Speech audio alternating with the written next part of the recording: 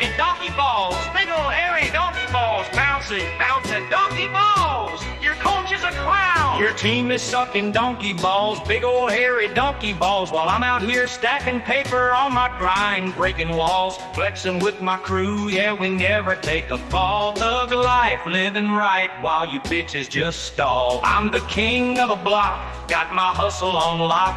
You be chasing all that hype, but your game's a cheap knock. My hustle's on the rise, your dreams looking like a flop. Talking big, you just a little fish, the shark's about to chop. Your team is sucked, yeah, they ain't got no balls. While I'm out here balling, breaking down your walls. Big old hairy donkey balls, you know I stand tall. Talking tough, but you're soft like a kitten in the halls.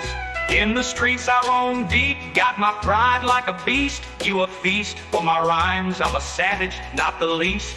Rolling with my nig, and we feast like a feast. I'm the lion in the jungle while you're just a little niece. You want the smoke, step to me, I'll put you on blast. Your whole squad's looking weak, like a joke, not a cast. I'm the real deal, baby, you just stuck in the past. While I'm flexing on the daily, always moving so fast. Your team is sucked, yeah, they ain't got no balls. While I'm out here falling, breaking down your walls. Big old hairy donkey balls, you know I stand tall. Talking tough, but you're soft like a kitten in the halls. Ain't no game that you can play when I'm spitting this heat. I'm the one who runs the street, you just follow my feet. Confidence on blast, you can't handle my fleet. While you sucking donkey balls, I'm the king of this beat.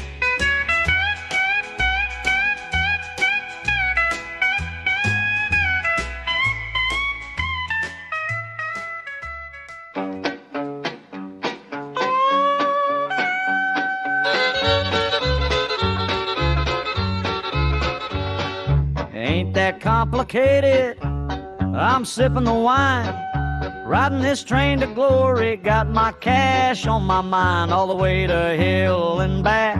We don't play, we attack. Fuck 'em all, your team sucks balls. Stay out of my track. Ain't nobody dissing me and walking away unscathed. Smacking off the podcast, we ain't afraid. Rolling in these streets like a king, reaching for the paper until the final bell rings. Up in ya, where the hustle never sleeps. Bitches talking still, but they ain't too deep. We riding that glory, train full of fire. Light away, motherfucker, we're going higher. We're going higher. We're going higher. Our street life too fast, no time for regrets. Dodging all the hate, no time for your threats. I'm clocking my mileage, trunk full of ambition. Every bar I spit, man, it's a street composition. Run the blocks like a boss, never take a loss. All these fuckers in my rear view, paying the cost with me, crew. Yeah, we ride or we die. Got the city on my back, watch the haters comply. Up in ya, where the hustle never sleeps. Bitches talking still, but they ain't too deep. We riding that glory, train full of fire. Right away, motherfucker, we're going higher. We're going higher. We're going higher. We ain't slipping. Hell no, we ain't. Every step I'm pimping. Hell yeah, we say we creep. Podcast spitting fire while these poles are just glare. We the lions of this jungle, so you better beware.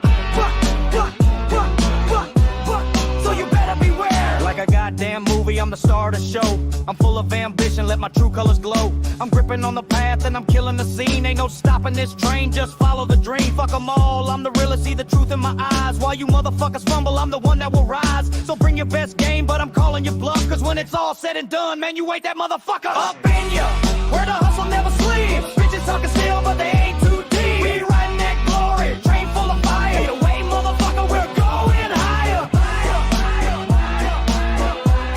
We're going higher.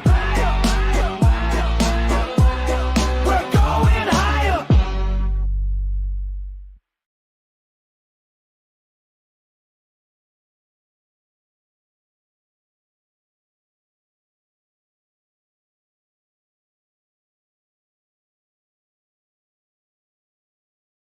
Everybody wants to scratch an itch, but nobody ever wants to feel this wrath. Does anybody want a bag of rich in the cold moonlight? Everybody everybody wants to smack a ditch. Life's a twisted plot, call it a glitch. Time to flex, no more being rich. Stitches acting funny, man, they switch. Streets are cold, gotta stay thug. People playing games, they pull a rug. Talking big, but they just above. Ballin' hard while they tryna plug. Smack a niche, reality's a bitch. Life's a dirty game, scratching that itch. Every day grind like we in a pitch. You either rise up, or you end up in a ditch. Haters hating hard, but I'm on my grind. Stacking paper while they falling behind. Got my crew tight, we ain't never blind. Flexing on the haters, we a different kind. Spit 5 flames, yeah, we in the booth. All these fake thugs just hide the truth. Chillin' with the real, we ain't got no sleuth. Keep your head high, show 'em what's the proof. Stacking off the podcast, coming at you from the downside. You wanna ride or do you running high? Smack a niche, reality's a bitch. Life's a dirty game, scratching that itch. Every day grind like we in a pitch.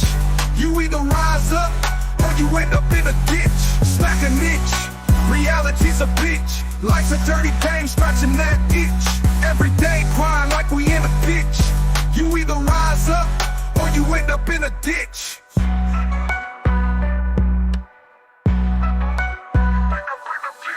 Haters hating hard, but I'm on my grind. Stacking paper while they falling behind. Got my crew tight, we ain't never blind. Flexing on the haters, we a different kind. Spit 5 flames, yeah, we in the booth. All these fake thugs just hide the truth. Chillin' with the real, we ain't got no sleuth. Keep your head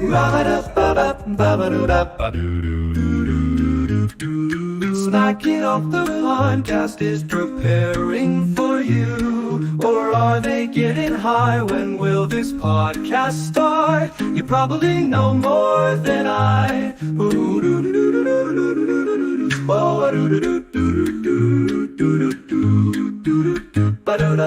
Smacking off the podcast is preparing for you. Or are they getting high? When will this podcast start? You probably know more than I.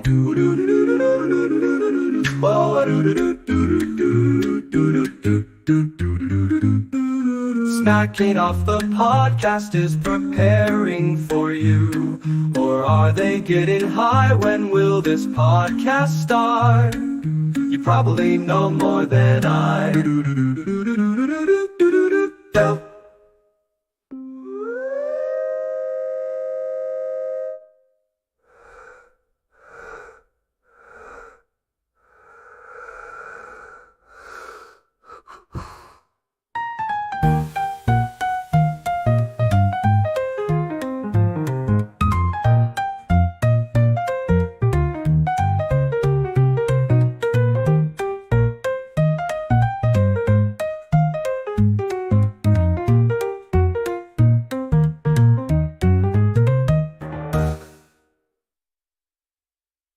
Your team is sucking donkey balls, big old hairy donkey balls. Bouncing, bouncing, donkey balls. Your coach is a clown.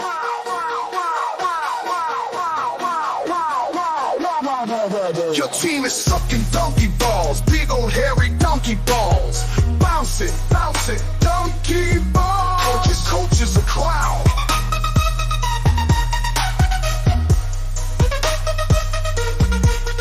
Team is sucking donkey balls, big old hairy donkey balls. Bounce it, donkey balls. Coach is a clown.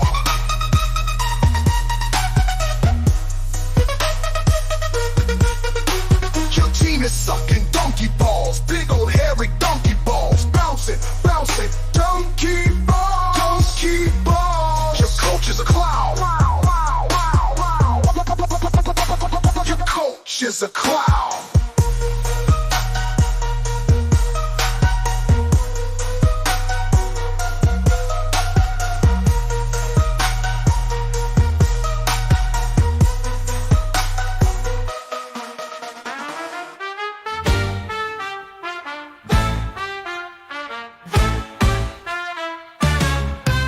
Down the dusty road they roll, big and bold like they've gotta go.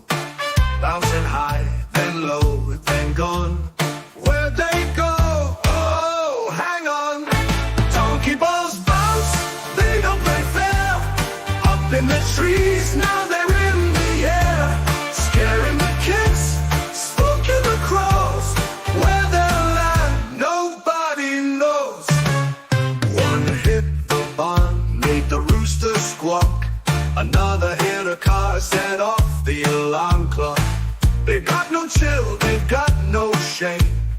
Each bounce louder than a hurricane. Round and wild, they own the night. Gravity's got no dog in this fight. Spin and tumble, a rebel's creed. They don't stop, they just proceed. Donkey balls bounce, they don't play fair. Up in the trees, now they're in the air. Scaring the kids, spooking the crows. Where they'll land, nobody knows.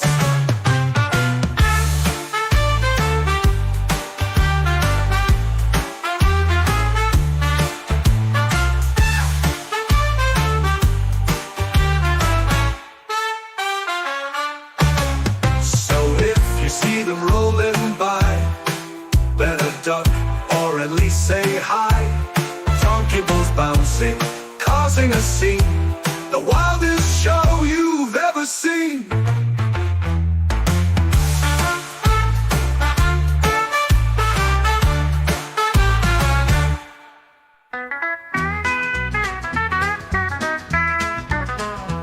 Sucky Sucky was the headline when your team got squashed. The other coach laughed and said your team sucks balls. They fucked you hard up and down the field. Made you look like monkeys fucking a hole on the hill. Those donkey balls are bouncing on your chin again. You'll probably lose your job before the weekend ends. Hey, hey, hey, I know it might sound gay, but your team sucks donkey balls again today.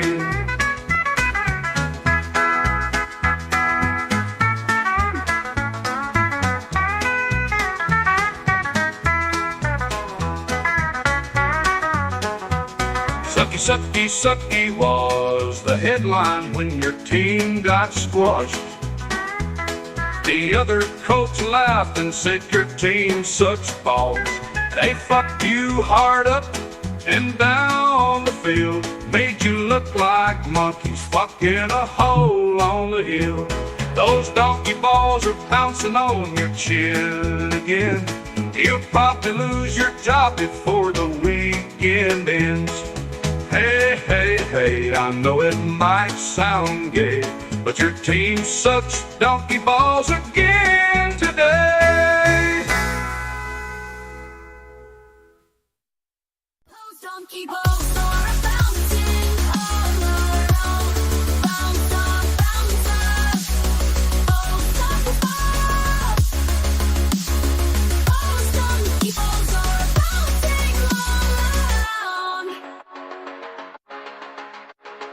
Those donkey balls are bouncing all around.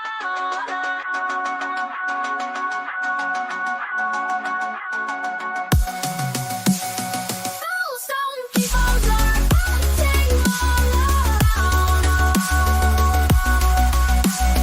Those donkey balls are bouncing, making all praise.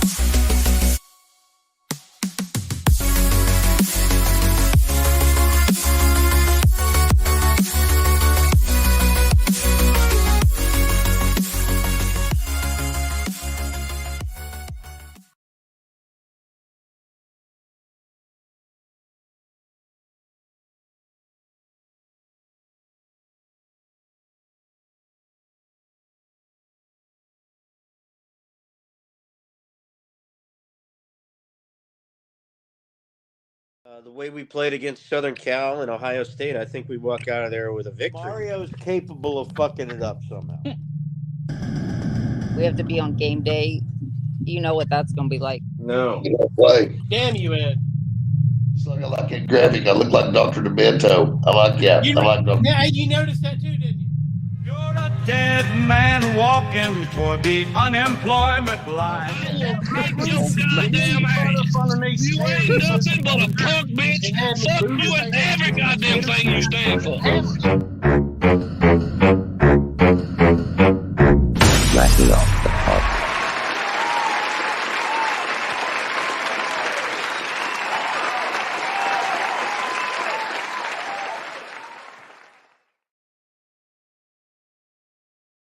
All right, everybody, welcome back to Smacking Off, the podcast. What's up with you, Doug?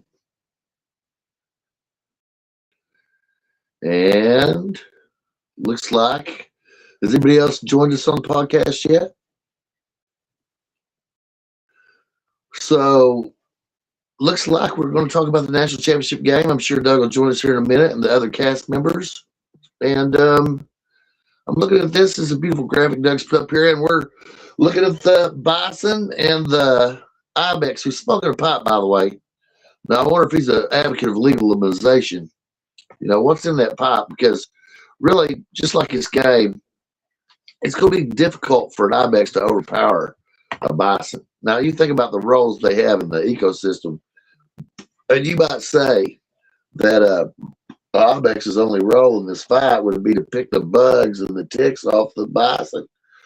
But, you know, let's see. I'm going to send Doug a message. Hey, can you hear me now? Yes, I can hear you, Big Daddy. What's up with you? I really don't. It just did that thing where it was showing me that I was making sound, but nobody else could hear me. Ed, are you there? Ed. Ed's here, but we don't hear him. But we don't hear him. Ed. You know what? This is an important episode. I think the government's fucking with us. I know. That's why I had to go on about the ibex's role in the ecosystem, how it relates to this game. I don't know if you caught my little thing there where I was stalling for time until you came on, but so that's had to go that way because the government, you know, they might want to limit their ability to cause environmental damage. Oh, do we have an Ed sighting? I did hear Yeah, Ed. I'm sorry. Yeah. What's going on, Ed?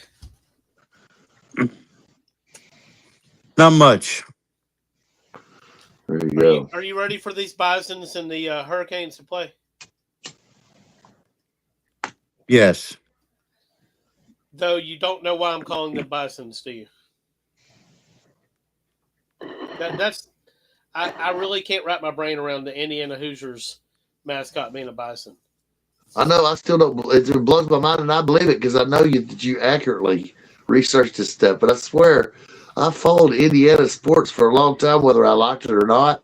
Mm-hmm. And this is a new one on me. I have to say, Doug, that I didn't know anything about it, and I may have seen my first Indiana Kentucky sporting game when I was like 4 years old. I don't think that the bison mascot roams the sidelines. Sorry, in the basketball games for sure. Yes. I've never really seen it in a football game, but I have not watched Indiana a lot. But I looked in too many places. I've seen it in too many places for it not to be a thing. I don't know how long it's been a thing. That's their mascot. Maybe they just decided that they needed a mascot and they made it a bison. I don't know why. That's interesting. Well, people know who the fuck he is after this game. Now we're going to have to name this motherfucker, right? Not so fast, my friend. They're going to Miami to play this game, Bob. You know how that shit can go. It can go all kinds of ways. They could set the mascot on fire. No, right now we're waiting. We are, and we're waiting for Sean. And I've got a feeling that there's Sean right there. Sean, what's up, gents? Everything's misfiring tonight. It didn't tell us that you joined. I mean, it typically tells me when somebody joins. It didn't. No, I wanted to hear you guys finish your thought. So, no, I got to ask you, what do you know about this bison as the freaking Indiana mascot? I know you know something about this. Well, I did some research on it as well. And so apparently it's, it made its first appearance in the 1960s, but was quickly discontinued due to issues with the costume and, of course, a period of athletic struggles for the athletic program there at IU. But the student body led and pushed for the official reinstatement of Hoosier the Bison in 2025 for campus spirit, along with state heritage as it appeared on the state seal back in the 1800s. So represents the strength, unity, and enduring spirit of Indiana and her people. It does. Are there any? I mean, what's the last bison to take a step in the state of Indiana? Does anybody know? Probably a long, long time ago. That's for sure. 1850s, I'd say. Just Probably, yeah. make up a date, Bob. July 1st. I'll say Battle of Tippecanoe, 1840. You know what I'm saying? Well, I think Tippecanoe was before that. 18. It was probably like 1820s. It was the Indian War or something, but It was then Tyler Tippecanoe and 1811 was the Battle of Tippecanoe. Oh yeah, well yeah. William Henry They Harrison, who later became Henry president. Harrison, former president. That's right. And they, as He far as died his in 30 biking thing days. goes, You got Indiana playing for the national championship this year. Next year it'll be Vanderbilt, right? there you go. No, So it'll be Vanderbilt. I'm kidding. Well, I mean, I just hope Vanderbilt keeps being competitive. That'd be great.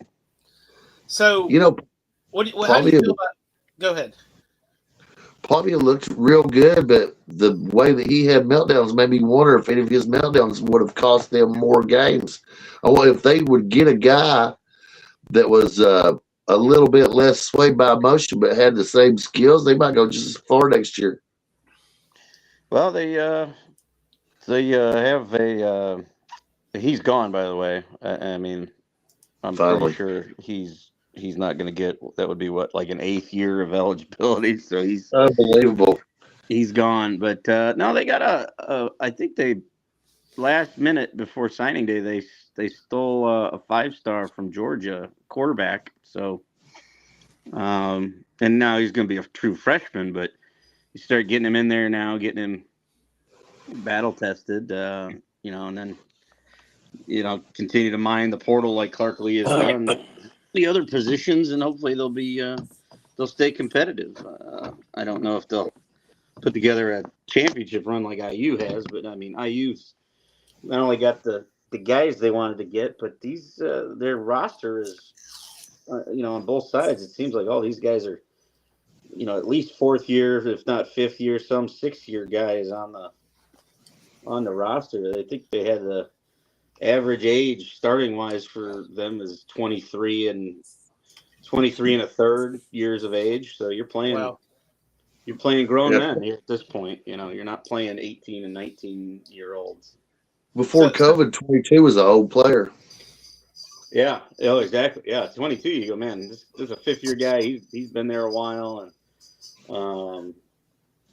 but yeah, their rosters on average is very senior late. So I don't think IU will be back next year. I don't think they're going to fall off a cliff either, but I don't think they're going to be as just bulldozing teams the way they have this year. Well, it's hard for anybody to do that for a long period of time. Yeah. Nowadays, yes. So I'm curious. Did Signetti? How did he put this together? I mean, they're not 5-star players, right? Hardly. I don't think maybe he's got one. So what did he do? Did he just do a lot of fucking research and find these guys that came in under the radar? Yeah, he felt what he did was he found guys that were susceptible to being coached. That's what he really looked for. He looked for guys that he could coach and coach to be disciplined and to be in the position they're supposed to be in and not make mistakes so that they can execute at a high level. Would you say that's wrong, Sean? I'd say that's spot on. I mean, maybe he's got 1 or 2 4-stars, a couple of high 2-stars, and then the majority, I think I read, were 3 stars, which is the majority of the players that are in actually recruiting every year. Is the majority of them are 3 stars. It's like you look at a parabola, and most of them are in that 3-star range, and there's some 4 stars, there's some 2 stars, and there's very few 5 stars. I think one of the recruiting services only has so many 5 stars to give on an annual basis. And but to your point, Bob, I think he finds the guys that will fit into his system and execute and are coachable. Hey, I want you to do this and do this well. You don't have to do anything else, but do this one thing and execute it to a high degree. And he's found those guys to run his system. That's the execution is what has been the most impressive thing to me. It's fun. I mean, I've never seen anything quite like this. I mean, the only thing that comes close to me is the old those option teams that Osborne had at Nebraska and how they executed the option. Yeah. 90s run. of the O-line blocking, and then Tommy Frazier at quarterback running the option to perfection, knowing when to hold on to the ball and when to properly pitch the ball. That would be similar, but they really executed everything they want to do on particularly on offense on any given play. They do it very, very well to a high degree. So it's hard to you can't really play them one way. You got to play them kind of straight up. It's really beneficial if you can beat that offensive line with your base four. If you can't, you're in for a long night, because as you saw, Oregon and Alabama, even with blitzing, we're not getting home to Mendoza. The few times Oregon was able to get to him, he did cough the ball up, I think, twice in that game. One was on a quarterback run that he coughed it up on. The other one was when they got pressure on him. He got strip sacked, but luckily the IU guy, the tailback, I think, was right there or the lineman and fell on the ball. But very rarely do you get to Mendoza. He's had a lot of time. That line is blocked exceptionally well, and that's something that Signetti did do in the offseason, along with getting Mendoza, was getting a couple of quality senior linemen in the portal to protect him. And they've done a great job of it thus far. And that's going to be the key Monday night is, can Miami in base 4 get any sort of pressure on him? I just want to say, and I know that everybody probably agrees with me here, this has been one of the more exciting playoffs I've ever watched for college football. It would be way more exciting if Indiana wasn't so fucking dominant. But yeah, it doesn't seem like they haven't really had a scare. I don't think any of us thought either Alabama or Oregon were going to mount a comeback and win either of those games. They just kept burning each other. They let them teams keep burying themselves, and that's what. Even though I believe now that Miami can win this game by dominating the line of scrimmage, especially offensively, and pounding Indiana and running them out of depth. To me, that's the only way. They need to have a really fast start too, Bob. At a fast start, and if they can, absolutely. But they haven't seemed disciplined. As soon as they start passing the ball, that's where. And I know Carson Beck is well lauded, but as soon as they start passing the ball, that's when they start throwing the game away, because he's proved that he's a turnover machine, especially in big games.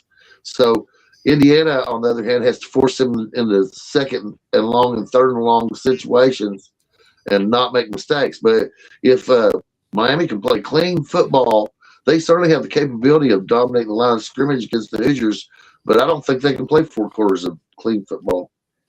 I don't know if they can run on Indiana. Indiana has a hellacious run defense. If they can't run on Indiana, though, there's something wrong, because the number that came out the other day is, on average, the Miami O line outweighs the Indiana D line by 45 pounds. Oh, that should make a fucking difference. I mean, you got 5 guys that are all 308 or heavier on the Miami O line, and I think the Indiana D line average is 278. So, now, Miami does play a lot of 3-4, though. The nose tackle's pretty good sized, but they do play a lot of 3-4, and the linebackers are incredibly disciplined. It's actually beautiful to watch, right? But I think if you're Miami on the defensive side, you want to stop Indiana's run no matter what. Make Mendoza beat you through the air. If he has a game where he throws for 300 and whatever, and you just tip your cap and you okay, but you can't let him run the ball on you. You got to shut the run down. I agree with that, because Miami has to keep the ball to win the game, is my opinion. And I don't know if they're going to keep, if Miami's going to try. I mean, every team tries to dominate the line of scrimmage. I mean, that's what football really is, right? Even in the gimmick days of offense, back when Landon Beaton said we'd never run the football again, and the spread was the only way it was going to be. Even in the end, what really mattered was your ability to push other teams around on the line of scrimmage. And now that college football has returned to more of a power stance, that's Miami's strength in this game. If they have to exploit it to win the game. Yeah, I think that the one game tape they should probably look at, which you probably shock people that are casual fans to the game. I know none of us here are, but the best film against Indiana this year is the Penn State game. Yeah, state game. That's right. They played them hard nosed. Penn Sean. State had an offensive line that was bigger than that IU defensive line and was able to gain yards on the ground. I know they lost the game. That was because Mendoza hit that great pass at the end for the touchdown. Hell of a play by the receiver. I forget which one it was, but his body control to make sure he got at least 1 foot in the back underneath the goalpost really to win that game for him. But Penn State was in that game. That was a dogfight all the way. And that's because Penn State had a massive O-line. You can't say it was the greatest O-line in the world because they weren't great at pass protection, but at least running the ball, they could fire off and knock IU back and get yards on the ground with those two good tailbacks they had.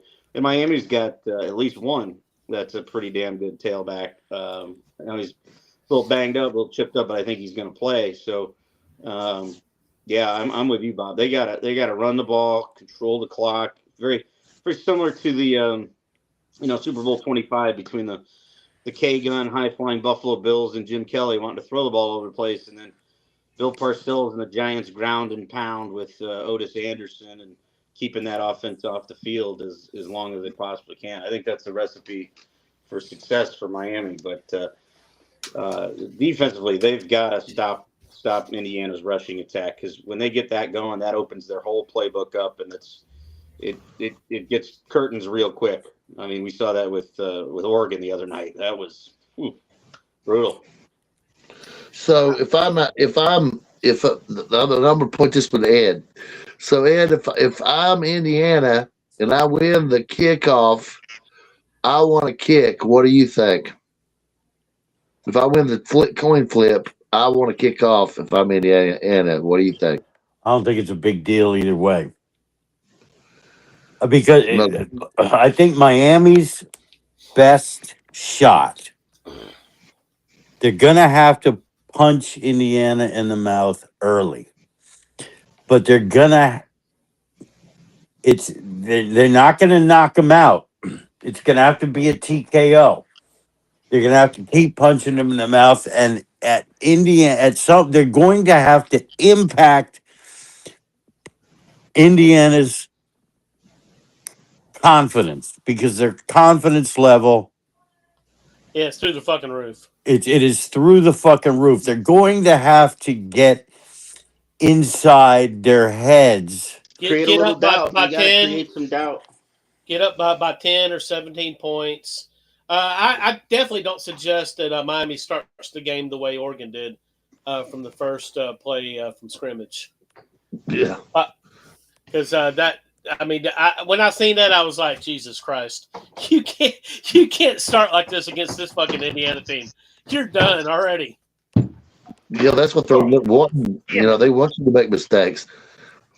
That's the whole gig. That's exactly the thing, is to make you beat yourself, right? And then once you start beating yourself, if you make mistakes on your side of the field, now I got the ball on your side of the field, I can sit there and milk the hell out of it. I can start to score right then while you're in confusion. Then you come out again, and now all of a sudden you're pressing, which is what Oregon did. And then on the next possession, they were pressing, and that didn't work out too well for them, So that's the whole shock culture that you've got if you're Indiana that you want to put on Miami. And Miami, to their credit, during the playoffs, has responded pretty well to whatever adversity they faced. Obviously, they're in this position. But during the regular season, they had moments against teams that were nowhere near as good as Indiana. The games they lost, where they weren't able to maintain discipline, and they should have dominated the line of scrimmage and didn't. And also Beck made huge mistakes, right? So if you're looking at film of Indiana and you're Miami, you say, well, one thing we know for sure is that we can't turn the ball over, we can't make huge mistakes, and either we've got to take big chances or none whatsoever. So now they could try to convince Miami they're going to run the ball and then go deep on them and try them out. They can't be timid, but I just don't believe that Beck, if things are just the least little bit uncomfortable for him, he's going to throw it to the other team. So if you're Miami, really your options are to disguise that you're going to run by whatever formations you choose to be in, but you still got to run a football and dominate the line of scrimmage. Yeah, I mean it's Beck has to play the best game of his career. He cannot. Yeah. That one game they lost Louisville, he had 4 interceptions. Should have had a 5th, but the guy I think dropped it. Cannot have a night like that. He's got to be as clean as possible with his decision making. And sometimes a sack or throwing the ball out of bounds is just as acceptable versus a turnover. So yeah, it's similar. It's kind of Fez at 5. I know it's a different sport, but Bob, you remember Villanova Georgetown in that championship game in the 80s? Yeah. Villanova had to play a perfect game. Well, they did, and they won. Miami sort of has that same vibe. Like they have to play a perfect game if they want to win this football game.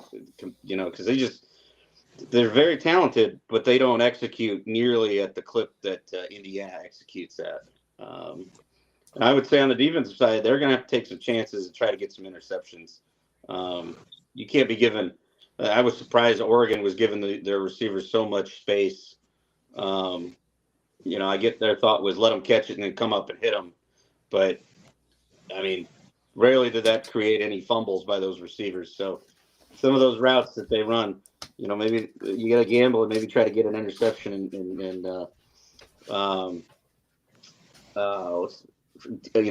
disguise what you're going to play coverage-wise and, hop a route and try to, get an interception because, even if they play it clean, there's no turnovers, it's still going to be a challenge because Indiana executes at such a high level.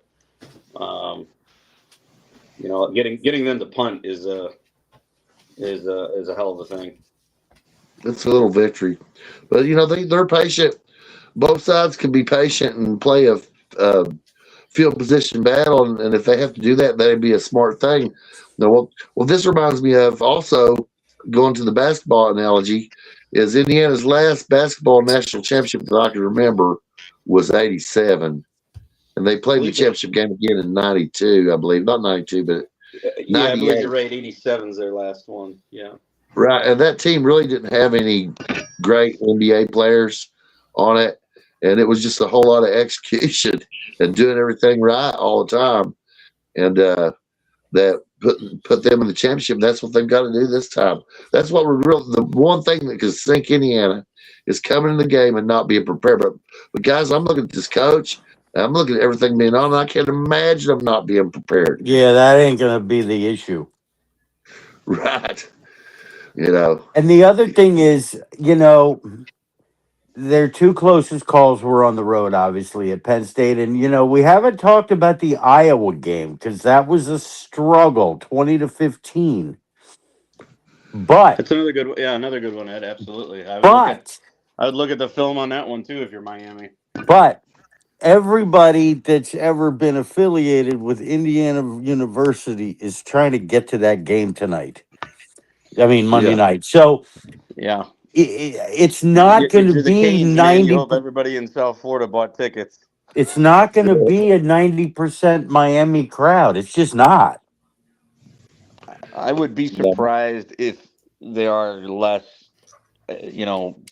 Canes fans than or if there are more Hoosier fans than Canes fans there. You're right there.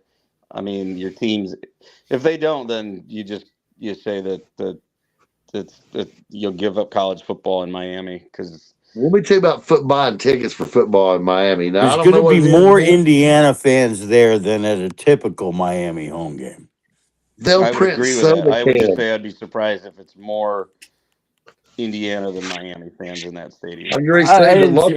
No, I'm just saying there will be more Indiana fans than a typical number of opposing team fans at a normal Miami home game. Sure. Well, sure, absolutely. Yeah. Well, even though I think earlier this year, at Hard Rock, which is also the Dolphins' home, that place seats about 65,000, give or take. I think there were it was close to 50-50 with Gator fans that came down in September for that game, because there's probably a healthy contingent of Gator fans that live in South Florida as well. It's a state school there. So, I've seen that. When Florida State actually had a decent team, they could bring a healthy contingent of fans down. But yeah, I think there'll be a nice block of red somewhere in that stadium. But I'd be interested to see the breakdown and the numbers. Well, one thing about Miami sports is that when they have something big going on, somehow the local grocery stores and stuff get together and will print huge discounts on your receipt. At the grocery store they'll make soda cans that are a coupon. They'll do anything to get their people into these games. And I know because I've seen both the Dolphins. I've seen the Dolphins for $7. I've seen the Hurricanes for $5. Right. They will get your ass in this game. If you really want to see it, there's some kind of local deal or promotion going on to get you in this game. You know what I'm saying? Well, Hold on, Bob. That was the roaring 80s, Bob. Yeah, that was in the Oregon late Bowl. 70s, early 80s, just to get people into Hurricane games. You buy 2 Whopper value meals, you get a Hurricane ticket. Yeah. Now, Pittsburgh Steelers and the Pirates do that shit too, right?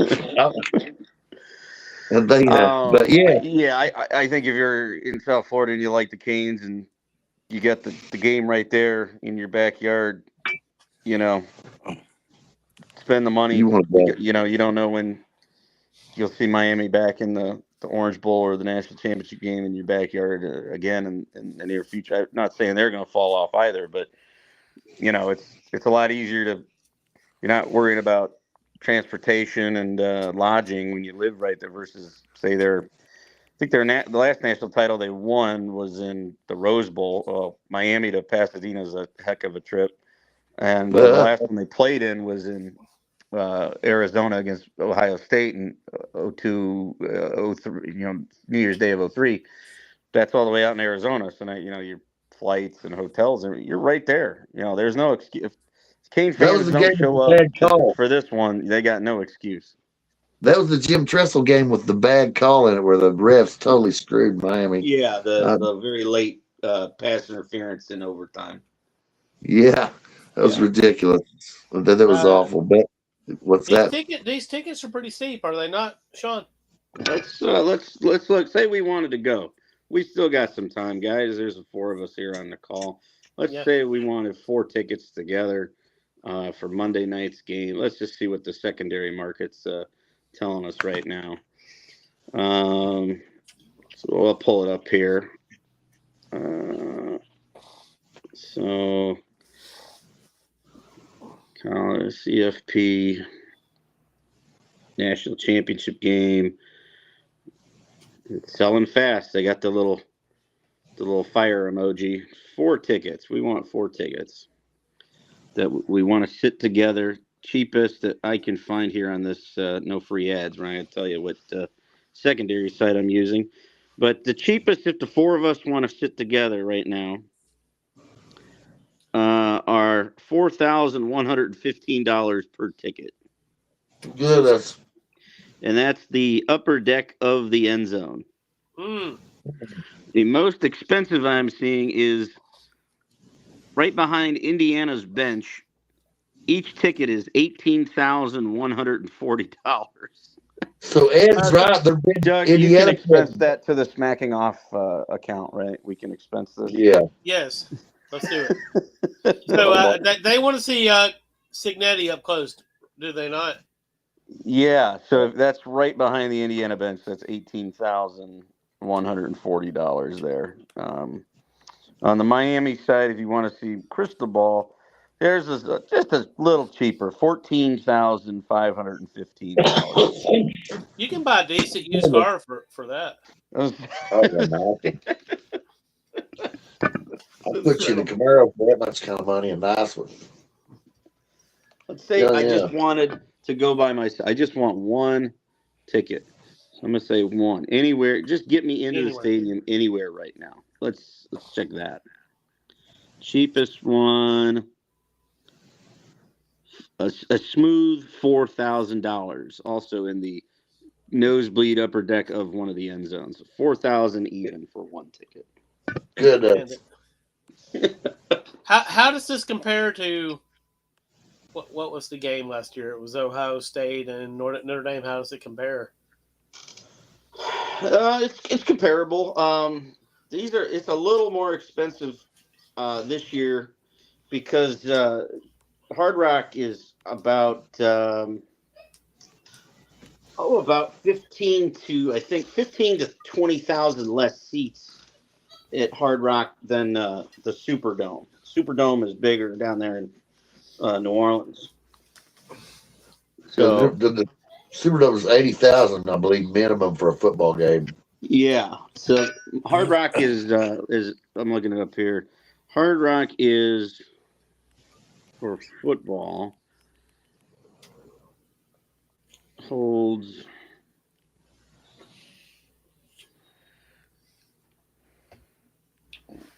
$64,767 for football. So, and the Superdome, I think you're right, Bob. I think it's 80,000, but let me double check here. It's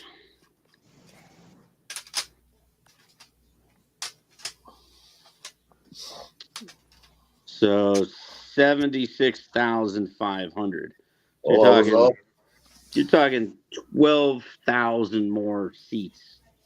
Yeah. Football. So let's play this out in our brains here. Let's say Miami don't score that touchdown against Ole Miss, and Ole Miss is in this fucking game. Ole Miss and Indiana. Oh, it's got to drop off a little bit. Well, I think you're talking about a different game. I don't think you're talking. I mean, I'm predicting Indiana. I just mean attendance wise. No, I think tickets are probably even more expensive. You think so?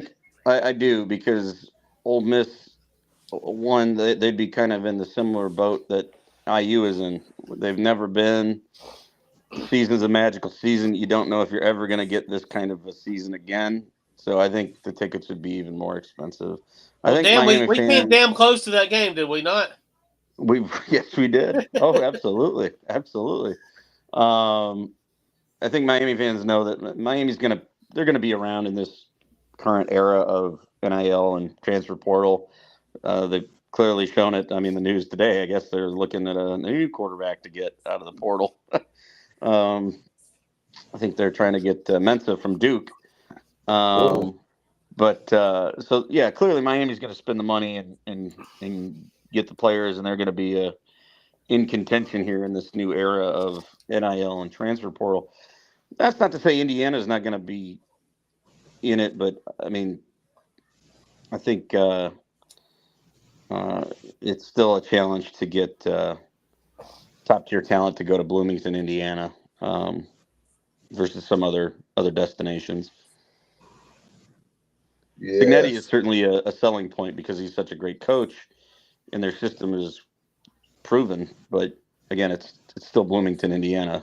Those are some rough winters. We'll just say that. It's snowy and cold there right now. So that's another reason the Indiana people are probably very excited to get down there to this game, get out of the weather in the Midwest right now is not great. I mean, even though they don't see any bison, they feel like they should, right? Yeah, I mean, there's still parts of Indiana where you drive through and you go, man, I could see a little bison or two being out here. Yep.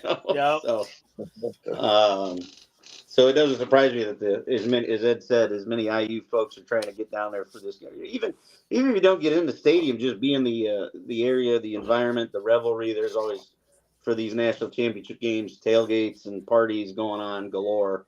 Just walk around the area. So yeah, it wouldn't surprise me if there's a ton of IU fans there. But it depends on, again, that we talked about in previous podcasts. Did they go to the Rose Bowl? Well, okay, it's tough to afford a second trip.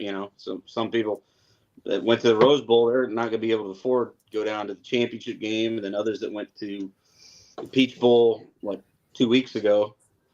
That wasn't a cheap ticket either. So it really You may see a few depends more on how local. much you want to go into Hawk, I guess, for how much you love your team. You may see more locals because of it. Locals it's to say, "Fuck it, I don't have to spend money to travel. Let me just get some fucking tickets here." Yeah, I mean it's the ticket and then whatever food beverage they want to get at the game. I mean, they're not paying for lodging. They're not paying for really transportation. So, it could be maybe more Kane fans than we expect. It's certainly something to think about, though, Monday night. But, I mean, IU has proven they can go into hostile environments. They went to Oregon and won. They went to Penn State and won. And you wouldn't say those are friendly environments for visiting opponents. No. Same with Iowa. And I think that was a great game Ed brought. I forgot how tenuous that Iowa game was. That'd be another one that if you're Miami, you should look at that film. Definitely.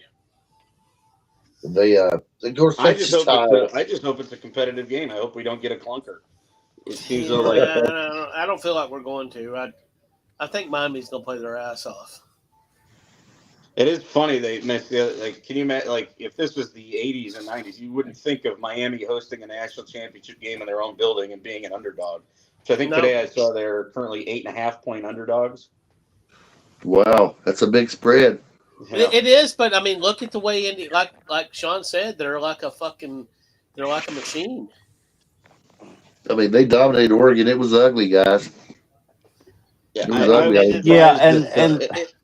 Go ahead, Ed. Everybody's been giving lots of props to Carson Beck lately.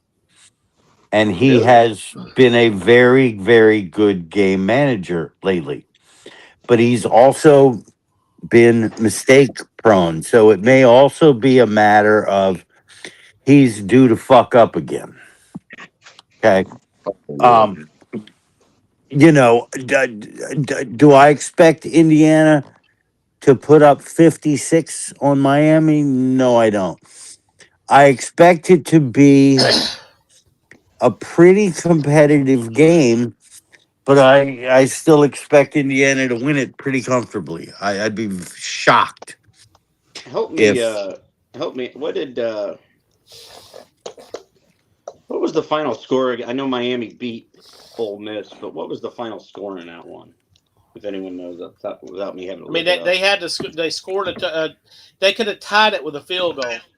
I think it was 31-27, but I'm not 100% sure.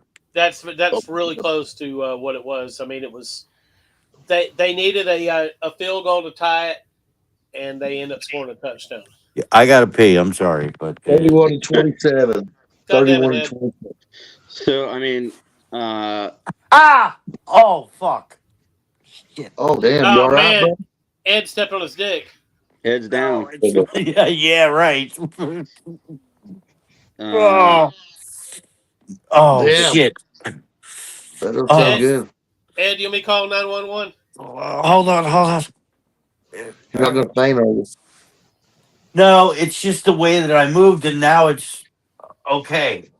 But it's good. obviously it's not like obviously completely okay. It's just okay right now. Oh, I'll be back. All right. I thought I knew my second wife because she could cause you to faint. You know what I'm saying? So anyway, they got the most points that Miami has given up this year. They gave up 27 to Ole Miss in a win. They gave up 26 to SMU in a loss. And they gave up 24 in a win and a loss. They gave up 24 to Notre Dame, which they won. They gave up 24 to Louisville, which they lost. So 24, 26, and 27 are the most points. I think we would all agree that IU's probably going to put up more than 27 points on Miami's defense. Monday night. So you got to whatever the games where Miami scored a lot of points. I'm going to take out the group of five and the FCS opponents they played. So you're looking at 42, 38, and 41. And those were against Stanford, Syracuse, and NC State, and Pittsburgh, because they scored 38 twice. I would say they're probably going to have to score in that realm, that 35 to 38 range, to have a shot. All right, I'm alive. At winning this game. So, I mean, if they got a puncher's chance, if it's close, within 7 or 10 in the fourth quarter, they got a shot. But if they're down 13 or more going to the fourth quarter, playing catch up against Indiana is not a recipe for success. You got to keep it close the whole way and hope you got a shot at the end to steal it. I'd say preferably you need to jump out to a lead. Yeah, put them in a position where they're questioning, hey, has the bubble burst? It don't do you no good to control the clock if you ain't got the lead, that's for sure. Right? And that's why it's so important. Because that's what I think they've got to do is keep Indiana off the field and just keep crashing them and crashing them and crashing them and pounding them until they can do it whatever they want. If Miami can't do that, I just don't see how they're going to win a game. Otherwise, they have to score 40 points to beat them. You have to score 39, 40 points to beat Miami is what I'm thinking, especially with what I see in the Oregon game. And they just can't get off to a bad start, And they can come out and smack them in the mouth is their only chance, like Ed said. Yeah, but, otherwise, I think if they play, the way they played against Texas A&M in that first playoff game, I think Indiana will eat them alive. Yeah, let's see what players are out for Miami. Let's see. Players out for CFP championship. Oh, it could be a championship or a championship cases. Oh, which roster has most connections? Availability reporting. Oh, the reporting requirements. So tell me what the rules of it are. And basically the availability reporting. So it doesn't really. So Miami's out their tight end, Lofton, for the game Monday. And then Xavier Lucas, their cornerback, will be out the first half of the game because he was ejected for targeting in the fourth quarter of the game against Ole Miss. Those are the only two noticeable ones.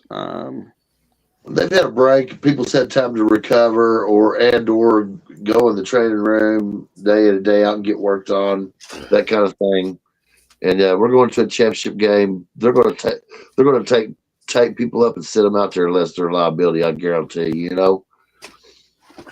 Let's see. For the Hoosiers, they're going to be without their defensive end, Daly, season-ending leg injury. And defensive lineman, their tackle, Kellen Wyatt. Defensive back, Bryson Bonds. And potentially Lee Beebe Jr., running back. Their kicker, Frankie, is listed as probable. So, nothing too significant for IU. The kicker might be an issue, but it looks like he's probably going to play.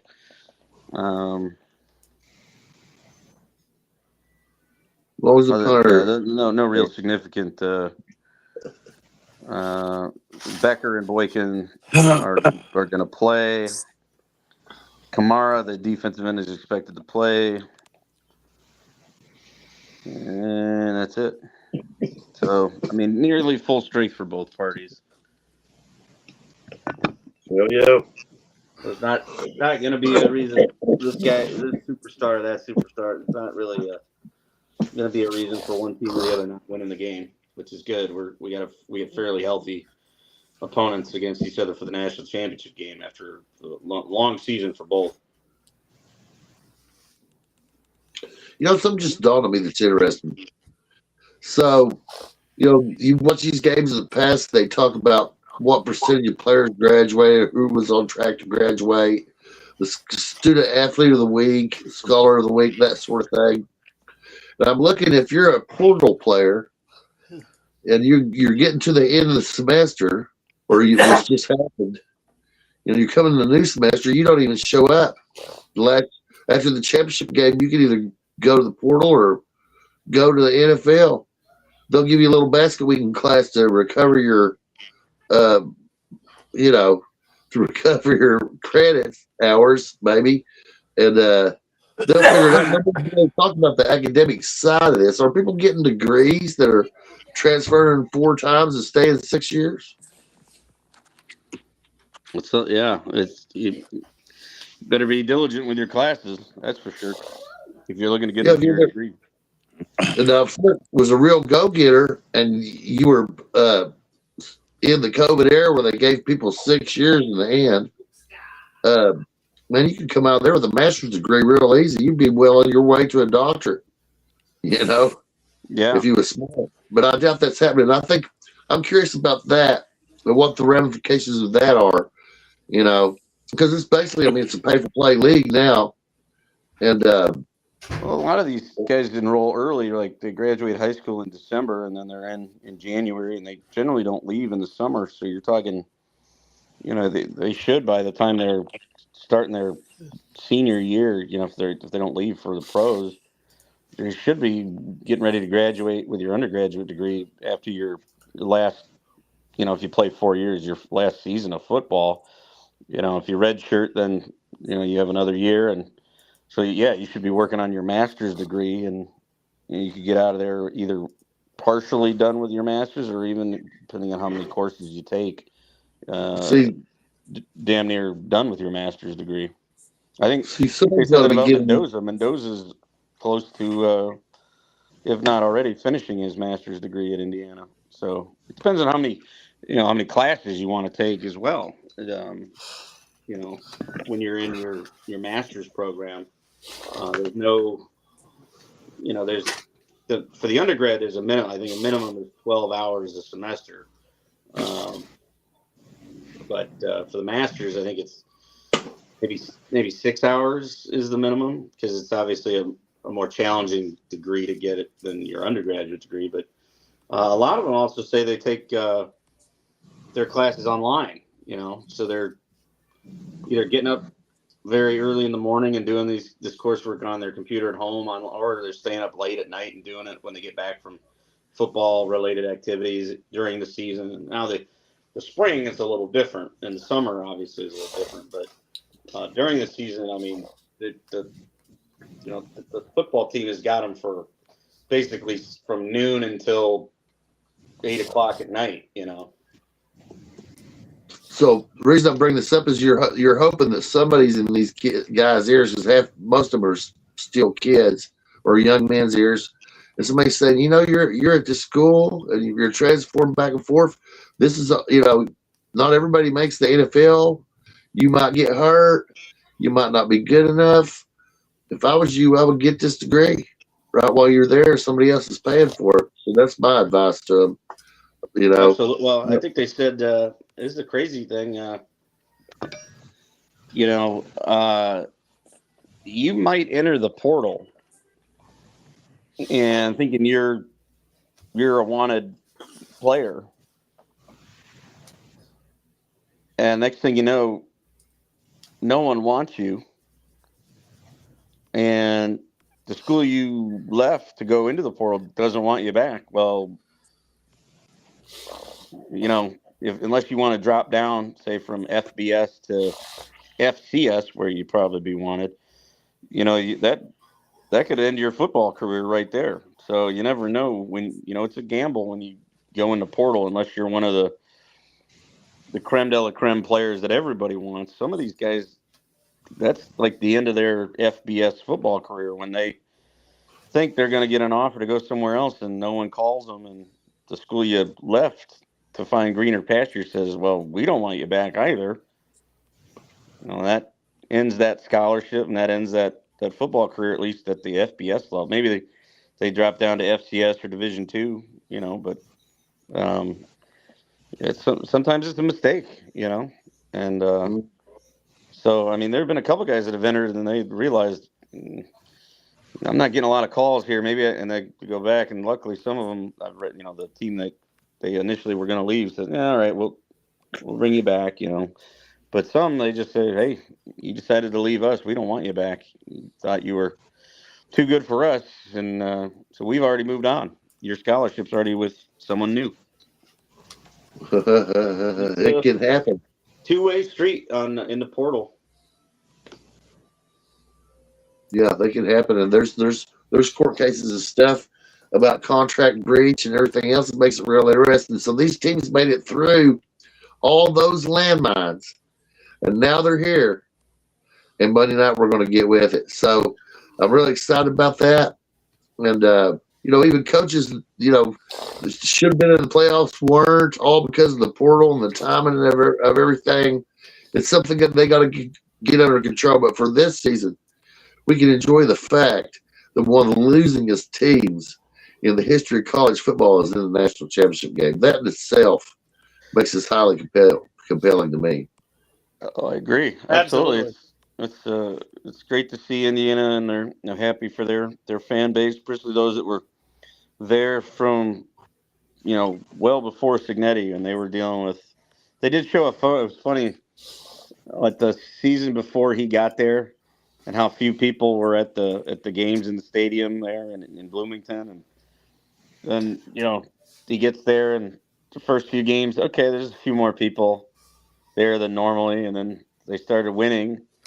And then it was like a sellout from like the fifth game to, they got to the playoff and they lost at Notre Dame. And then this year from the jump, packed. And so it's nice to see them, showing support for that program, which frankly for about 50 years hadn't really showed them any sort of progress or love or reason to get excited. When did Signetti come, Sean? I think his first year was last year. Well, I say last year.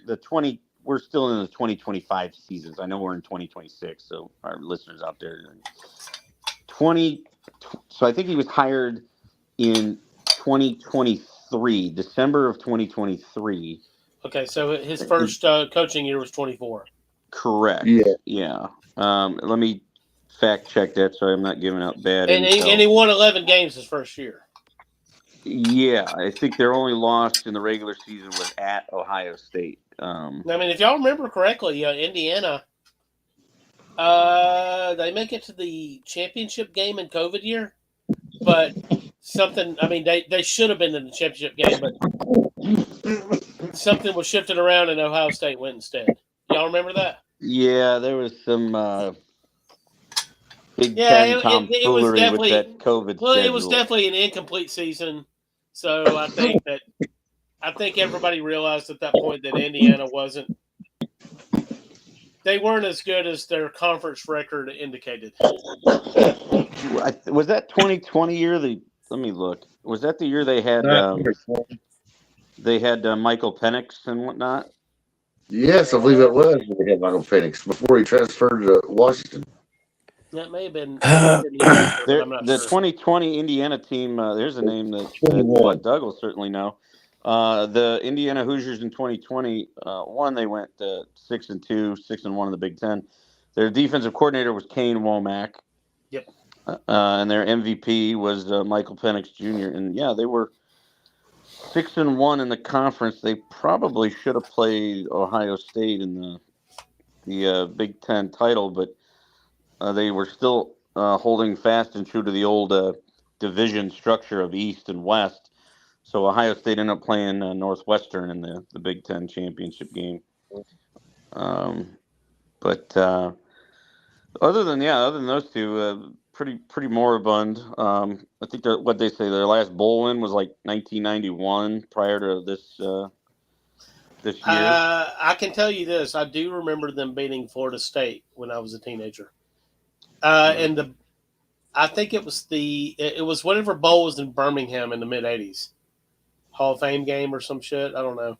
Hall of Fame bowl in bowls. Prior to this year, I'm gonna say it was in '86. So prior to this year, It might have been '85. Their last bowl I was right, 1991 Copper Bowl. They beat Baylor, and then prior to that, they beat in 1988 in the Liberty Bowl, South Carolina, 34-10. No, they ended up losing that game to Florida State, Doug. They lost. Oh, did they? 27-13 in 1986 in the All-American Bowl. All-American Bowl. You were right. That's Legion Field in Birmingham. Legion for that game. Story. The coach that Netty took over. You know what? I'm confusing with this. I think Kentucky beat Florida State one time. Yeah, I wish. I'm agreeing with Bob. I think Kentucky and IU should play their non-conference game every year. I think that'd be a Absolutely. That's a natural rivalry. Well, it was a traditional game for many years. That's why I don't understand why we're not playing it now. They had a trophy, but it escapes me what the name of it was. But they had a trophy and it had a name to it, and I would look it up, but I'm too lazy. But they played it my entire youth, so they probably played at least 50 times. If you had to look up how many times Kentucky, so they should do that. And it's regional. It's good for recruiting for both teams. I mean, you can get some good TV out of it. And I was watching some Louisville TV the other day because I was tracking this storm that was coming east. That's coming east into here, and Indiana's governor says they're making a total commitment to IU football. They're going to give them what they need. That's what he said. He said they're backing off their commitment that they're going to totally support IU football and make sure that financially they can get it done. That's what he said on Louisville TV the other day. So to answer your question there, Bob. So Kentucky did have a rivalry trophy, and it received the same fate as the rivalry trophy with Tennessee. So Kentucky played Tennessee for the Beer Barrel Trophy. The Beer Barrel, yeah. And they played Indiana for the Bourbon Barrel Trophy. I admit, but I can't remember. Both trophies were shelved after alcohol-related death in 1999 of a Kentucky football player. So both trophies are retired. But yeah, the last time Kentucky and IU met, this is just wrong. 2005 was the last time they played each other in football. Sad day. Very sad. And a very evenly matched. Indiana leads the series 18 wins, 17 losses, and 1 tie. That's a great rivalry game that, again, we've lost so many great rivalry games over the last 10, 12 years that I'd like to see these two get back. It's unfortunate that IU canceled that game with Virginia this year. That would have been a nice game to see, considering Virginia had a decent season this year. So Kentucky should play for three non-conference games going forward. They should play Indiana, Louisville, and West Virginia. Yeah. Every year. You're in. You're out. I don't know. Cincinnati's a big-time program, Bob. I mean, they say you could rotate them in, and I'd throw in Marshall as another one that I'd rotate in. Yeah. If you wanted a cupcake, but the problem for playing Marshall for UK is in many seasons of UK's history, they probably would have beat us. Right. So y'all don't want that kind of shit, do you, Bob? Y'all got enough problems, Bob. Yeah. Every time you step on the field, there's an opportunity to take a loss, but it's worth finding out whether you're good enough to beat that other team versus playing. No offense. Think about this, Sean. What is it? UT Martin? The UT Martin. Well, think about this, Sean. This would have been a great game. Had that happened in '98, and you had Tim Couch and Craig Yeast, right, and Hal Mummy versus Man. 98 Marshall with Randy Moss and Chad Petty. That would have been a heck of a game. Yeah, so That would have I'm been looking at it that purely as a fan. Other than like wins and losses, obviously are part of the deal, but I can't be that upset about a loss if it's a heck of a game between big programs and players. I agree. Well, see, I'm glad you brought that up because West Virginia are cowards. So the governor forced West Virginia and Marshall to play in the so-called Coal Bowl, and and Marshall nearly beat them. It was just a pure disaster that they lost the game, right? And Marshall had a defensive end. I can't remember what his name is, but that went to the NFL. No, a defensive tackle was just dominating the game. I mean, he got one sack. He either caused one sack after another or got it. People in the backfield, he was just crushing them. And it was miraculous. West Virginia, by miraculous means, won the game and then canceled the series. They're pussies, So we can't say we can't speak out of, at least I don't want to. We can't say we didn't want these crap games in the playoff, but then we're okay with our teams in the non-conference playing the Woffords and Samfords of the world, and I agree. those games stink. Like that when it's 42-0 at half, and your students are getting ready to head out to start bar hopping at 3 p.m. because the game's a joke. You know what's changing this, Sean?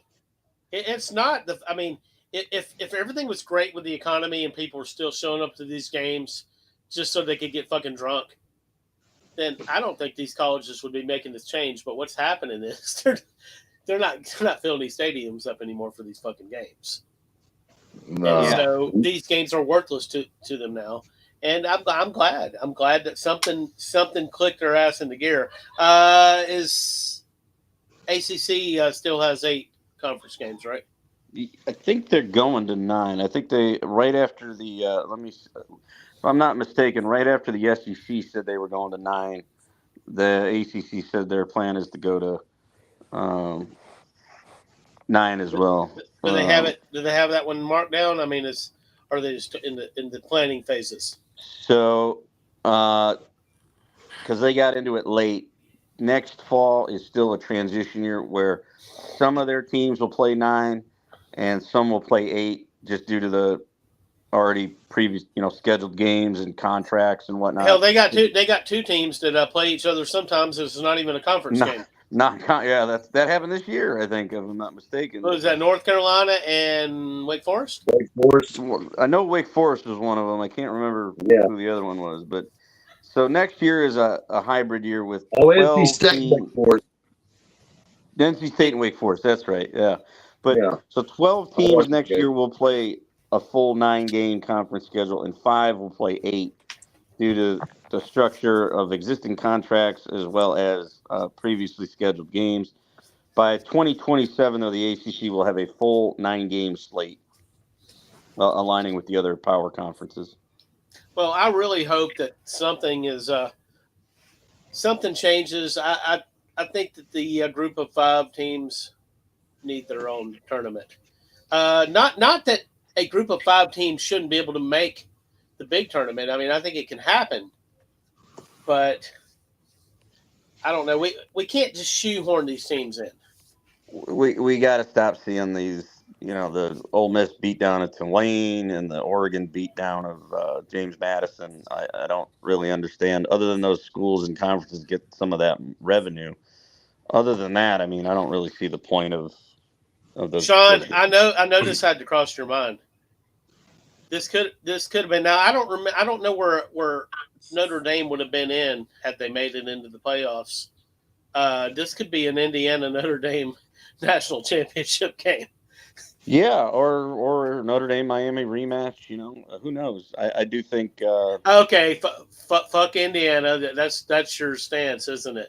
No, I didn't say that. We don't know because of the bracket, right? It's not like the NFL where it repeats. but wouldn't that have been some shit? Indiana and Notre Dame in the national championship game. Yeah, I think it would have been very exciting. I mean, heck, last year, I mean, the Hoosier fans came up to South Bend for that playoff game. There was plenty of red in Notre Dame Stadium, and the atmosphere was great until Notre Dame was up late. I think 8 minutes or 7 minutes to go in the fourth. Notre Dame was up 27-3, so the excitement had wore off. But the first half of that game was electric. It was nip and tuck the whole way. It was, so a national championship game, I'm sure it'd be highly electric. But it's any time you get either proximity or rivalry game in the national championship game. I mean, now all we need is Purdue to put something together. I think Purdue's focused on hoops. All right, the other way, they were hoops. Now they're football. Notre Dame's always been football. Notre Dame's hoops has usually been pretty dreadful since since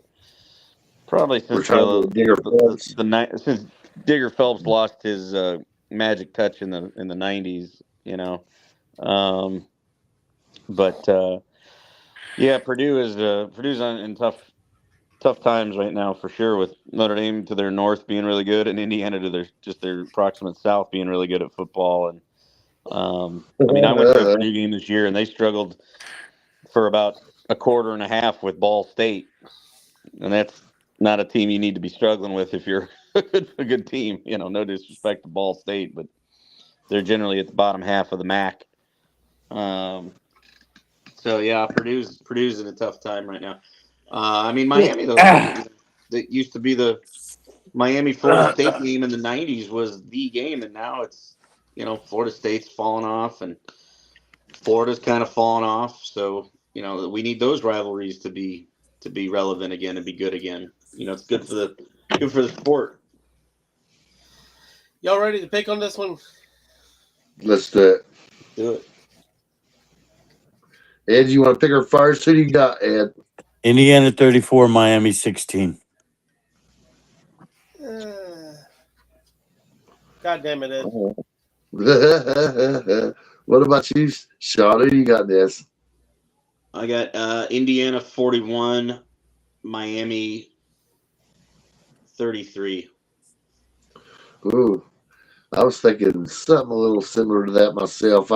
I'm saying 41-27 Indiana. Who you got, Dad? I just want to say this: every punch bowl needs a turd. They all do.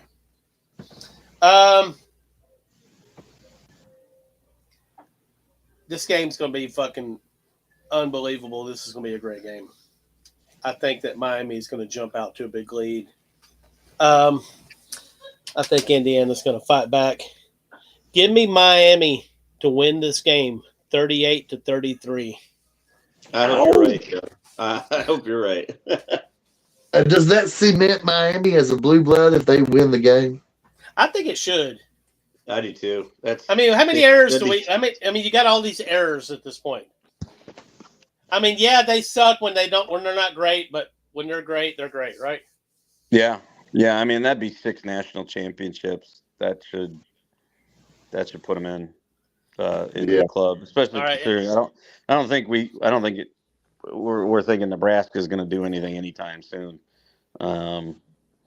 We're not kicking them out, but looking for somebody to take their place. Indiana, but basically, Miami kind of is going to take their place because that would break the tie that they both have 5.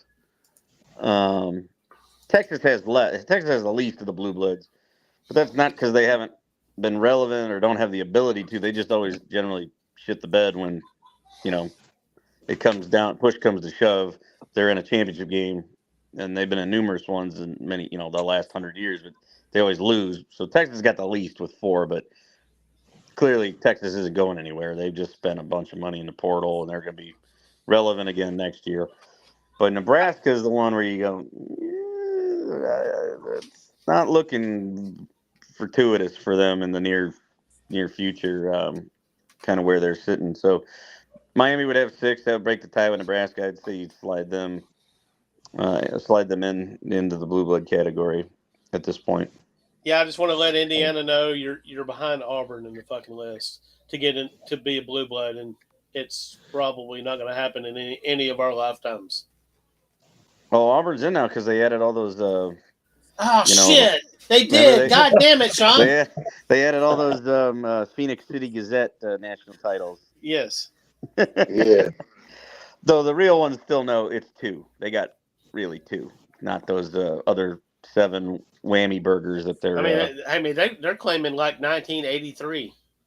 I can see Wait. 3 if you go to their undefeated season where they got fucked. But Well, which one? and what in that late 80s? No, Maybe you're that- thinking No. You're thinking of '93 where they went 11-0, but 93. nobody saw them play because they were on probation for a number of things that Right. happened during the end of help me out. Terry Bowden. No, Yeah. he Terry was coaching that team, but it was after help me out, Doug. Who was the coach in the '80s for them? Pat Dye. Pat, yeah, it came. So it was stuff that occurred during the end of Pat Dye's tenure at Auburn, but it took the NCAA a couple of years to uncover everything and then present the evidence and then actually punish them. So then the '93 season, Terry Bowden's coaching them, but their bowl band. I think they were a good team. I don't know if I don't think that in '93. I don't think they would have beat Notre Dame, Florida State, Nebraska. They wouldn't beat any of those teams. No, I was because that being one they like to claim, But they did. They claimed it. They did this past summer when they put. They also claimed 2004. 4. Yeah, because they didn't go to the BCS championship, which they would have gotten beat by that USC team. They probably would have got beaten by either of them. Yeah, I mean, but that USC team that beat Oklahoma 55-19. I mean, that night, only an NFL team would have beat the Trojans that night. I definitely believe that Oklahoma team was a pretty good team too. Auburn went to the Sugar Bowl, struggled their ass off to beat Virginia Tech. I don't remember what Virginia Tech's record was. I know they weren't undefeated. No, they were. I think they had a loss, maybe 2, but they were I think that was the last time they were. Were they ACC champions or were they Big East still at that point? I have to look. It was something. I think it was Big East. Let's see. 2004 Virginia Tech. They were playing West Virginia and Miami. No, they were Virginia. No, was it ACC? So yeah, Virginia Tech in the regular season that year they went 10-2.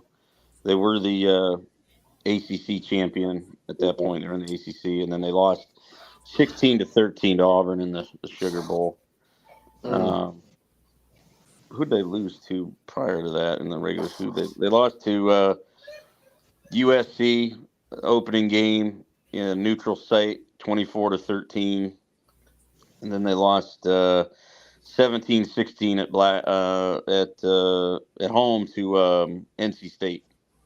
I don't know what reminded me of this, Sean. And you were young if you were alive at this point, I believe. Auburn and Syracuse played in the Sugar Bowl in 1988. I believe it was 88. And that's Auburn, that's a little before me. Yeah. You were born though, right? No, I was alive. Yeah, but that as far as following college football, yeah. But anyway, I think that Pat Dye ended up. Auburn got behind. Syracuse was undefeated. Oh, I remember reading about this game. This is the game that Syracuse is pissed off about. The tie-dye game. They call it the tie-dye game. They call it that here. Yeah, because late at the end, instead of Auburn going for a first down or a touchdown, he kicked a field goal at the end of the game there, late in the fourth, to tie it up. Yep. And it hosed Syracuse, who was 11-0 going into that game. They probably would have won the national championship. And if I'm not mistaken, the Syracuse fans they were all mailing dye ties. Yeah. Yeah. So that well, it might have been a split national title because I think Miami won. It might have been split, but I don't think Syracuse wasn't going to win it, even if they beat Auburn. I don't believe. Let's see. So Miami was probably still going to be the consensus nationals because Miami was 12-0. they beat Oklahoma 20-14 in the Orange Bowl. Yeah, Syracuse wasn't winning a national championship. They would have went 12-0. Maybe they would have got one of those, not the coaches or the AP, but one of those other, lesser Sporting Gauge or something like that. Litkin House or Dunkel or One of them Tulane title trophies. Yes, yeah. Well, I mean, it back then, it sold T-shirts, right? Unbeaten, we're national champ, we're number one. I mean, it would have been a lot cooler if they would have done it in 1998 instead of 2022, right? Yeah, if you do it the year it happens, then it's got more legitimacy, doesn't it? Yeah. Versus what was the other one we talked about probably a couple of years ago when it happened? Was I remember. We talked about how T. Boone Pickens paid the coaches poll because the coaches poll, started in the early 50s. And the coaches poll decided to do a retroactive deep dive back to the teens of potential different national champions. And so T. Boone Pickens paid him a healthy donation for their organization. And the retroactive coaches poll champion for 1945 was Oklahoma A&M. I heard, yep. And everyone goes, yeah, but Army was the AP real. And they were like an unbeatable machine that year. Yeah, they were on like a 23 game winning streak. It's very interesting because Alabama has an undefeated year that year. They beat USC in the Rose Bowl, but they don't even pretend to claim a title for that year. Yeah, because West Point and Navy were taking all the great talent and enrolling them as students. One, they knew they were great football players, but two, they knew one, you could get a great degree obviously from the academy, and two, you're not fighting in the Pacific or in Europe, So, the retroactive ones when it's 20, 30, 40, 50 years later, it's a little sketch. But yeah, I think if Miami wins this and they have 6, they can join the Blue Blood Club. Right. I don't. Indiana, y'all just need 5 more, and if y'all win this one, you need 5 Natty more. says he wins, Doug. So man, wouldn't it be crazy if somehow Indiana? I think that's can he get them, regardless of whether they win or not? Can he get them to the playoff next year, 3 years in a row in the playoff? I think that does that. I honestly believe that he will. I believe that he will because, Jesus Christ, he came in right out of the fucking gate and got him there. Yeah, it's only going to be better at this point than it was his first season, in my opinion. I think I've seen that Indiana has been hitting the portal pretty hard, getting some guys in for next year. So I think I think next year will really be very interesting to keep an eye on Indiana to see if they can keep this thing going or if I don't think they're going to fall all the way back off to what they were prior to him getting there. We need a powerful Indiana because we don't need Iowa slipping through and getting into the fucking playoffs. It can happen now. All right. It just takes getting the guys you need in the portal to come to your place, and we've seen it make a difference. Absolutely. It's changed the fucking game. Changed the game. Kind of like Ed. I heard Ed about Ed must have been he don't like the retroactive national championships because I heard him over it was painful to you. I think it's so painful that Well, most of the Michigans are so old that you'd think they are retro, but no, they're just they're old. They're just so old. They were most of them were before even the Model T was invented. The Titanic was still afloat and being built with the majority of Michigan's national championships. All right, everybody say this with me. Y'all ready? Go Canes! Hey, I'm whatever. Go Canes. All right, we love you, Ed. Feel better, buddy. We'll get a kick out of this for Dr. Balls next week. All right. Later, guys. All right. Later.